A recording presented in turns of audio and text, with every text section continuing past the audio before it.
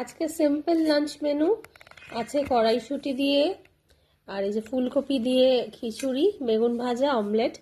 নীলাঞ্জনেরও same, ওর double ডিমের omelette আর আমার single ডিম। তো আজকে ডিনারটা বাইরে করব, তাই জন্য খুব সিম্পল লাঞ্চ আর কি করছি। আর ঘি টি দিয়ে খিচুড়িটা করা, ঘি ছাড়া আমার খিচুড়িও জমে না, আর বেশি একটু ভাজাভুজি ছাড়া খিচুড়ি জমে না। মা আর কি করলে বলতাম যে একটু বেগুনি করো, বাট নিজে এইসব পারি না ঝামেলা করতে, তাই নিজে একটু বেগুন কেটে বেছে দিয়েছি। আর অ্যাজ ইউজুয়াল 3:30 বেজে গেছে লাঞ্চ করতে বসতে, এখনো শুরু করিনি, এক চামচও খাওয়া হয়নি।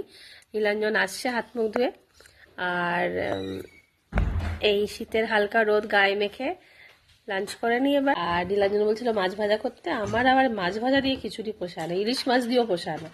ইলিশ মাছের সাথে ভাই সিম্পল ভাত, খিচুড়ির সাথে বেগুন ভাজা, বেগুনি, লাবড়া তরকারি, বাঁধাকপির তরকারি, অমলেট, এইসব।